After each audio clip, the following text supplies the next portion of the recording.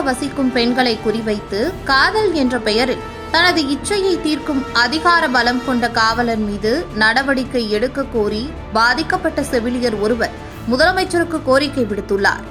என்ன நடந்தது பார்ப்போம் விரிவாக. சென்னை வலசரவாக்கத்தைச் சேர்ந்த செவிலியர் ஒருவரும் வலசரவாக்கம் காவல் நிலைய காவலர் தம்பிதுரை என்பவரும் காதலித்து வந்ததாக தெரிகிறது. அப்போது காவலர் தம்பிதுரை திருமண ஆசையை காட்டி தனிமையில் இருவரும் அடிக்கடி சந்தித்ததாக தெரிகிறது.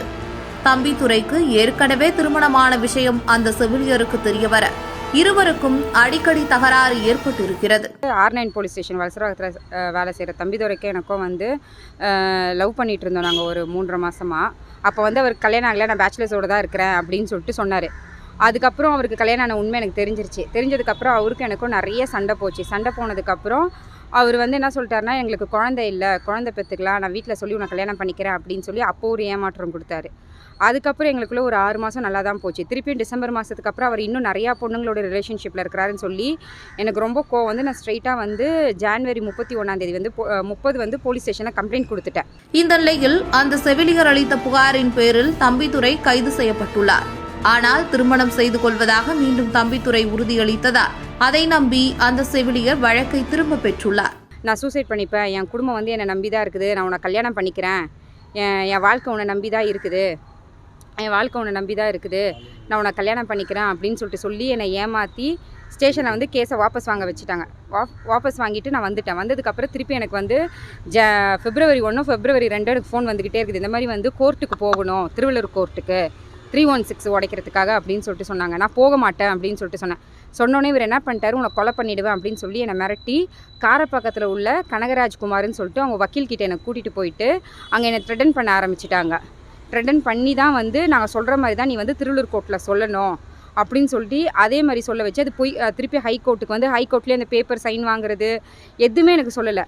எப்படி முன்னாடி 5 பேர் பேசுவாங்களோ அந்த மாதிரி தான் நீ பேசணும், ஜட்ஜி என்ன கேட்குறாரோ அதை எங்ககிட்ட அப்படியே நீ சொல்லணும், அப்படியே அங்கேயும் த்ரெட்டன் பண்ணி தான் என்ன அனுப்புனாங்க. என்னோடய ஃபோட்டோஸு வீடியோஸ்லாம் லீக் பண்ணிவிடுவேன் அப்படின்னு சொல்லி அங்கேயும் என்னை மிரட்டி எல்லாமே இது பண்ணிட்டாங்க. பொய் கேஸுன்னு அப்புறம் ஜாயின்ட் காம்ப்ரமைஸ்ன்னு சொல்லி போட்டு சுப்ரீம் கோர்ட் வரைக்கும் ஓப்பன் பண்ண முடியாத அளவுக்கு பண்ணிட்டாங்க. இந்த நிலையில் தம்பிதுரை விடுதலையாகி மீண்டும் பணிக்கு சேர்ந்திருக்கிறார். ஆனால் கூறியபடி திருமணம் செய்யாமல் மிரட்டல் விடுத்ததாக தெரிகிறது. இதுகுறித்து தம்பிதுரை வீட்டிற்கே சென்று நியாயம் கேட்க சென்ற செவிலியரிடம் கழுத்தை தம்பிதுரை துப்பட்டாவால் இறுக்கி கொலை செய்ய முயன்றதாக சொல்லப்படுகிறது.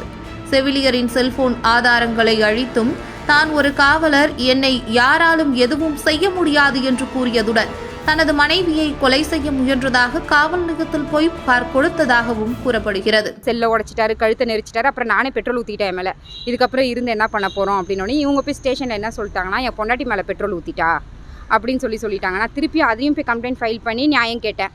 இதுக்கு கோர்ட் முடித்த கேஸு, எங்களால் ஒன்றுமே பண்ண முடியாது அப்படின்னு சொல்லிட்டு அங்கேயும் முடிச்சு கை விரிச்சிட்டாங்க. எனக்கு என்ன பண்ணுறதுன்னு சொல்லி தெரியல. நான் ஒவ்வொருத்தங்கிட்டே நியாயம் கேட்டிருக்கேன். எல்லாருமே இது கோர்ட்டில் முடிஞ்சுன்னு எல்லா போகிற போலீஸ் ஸ்டேஷனில் இதை தான் சொல்கிறாங்க, கோர்ட்டில் முடிஞ்சு போன கேஸு எங்களால் ஒன்றுமே பண்ண முடியாது. அப்போ போலீஸாக இருந்தால் எதுனாலும் பண்ணலாமா, யூனிஃபார்ம் போட்டு எத்தனை பொண்ணுங்களனாலும் ஏமாற்றலாமா, இதே தான் இதோட டார்கெட்டு. 100 கால்ஸு, ஹாஸ்பிட்டலில் வேலை செய்கிற பொண்ணுங்க, ஹாஸ்டல் பொண்ணுங்க, இந்த மாதிரி டார்கெட் பண்ணி ஏமாற்றிட்டு இருக்கிறாரு. இந்த மாதிரி மற்ற பசங்க வரமாட்டாங்க, அவங்கவுங்களுக்குன்னு ஃபேமிலி இருக்குதுன்னு சொல்லி. நான் எனக்கு தனியாள், அதனால் நான் நியாயம் கேட்டு நான் வந்திருக்கிறேன். எனக்கான நியாயம் எனக்கு வேணும். சிஎம் ஐயா தான் இதுக்கு எனக்கு நியாயம் வாங்கி கொடுக்கணும். அவருக்கு கீழே தான் தமிழ்நாடு போலீஸ் இருக்குது. எனக்கான நியாயம் எனக்கு வாங்கி தரணும். எனக்கு நான் தான் இருக்கிறேன்.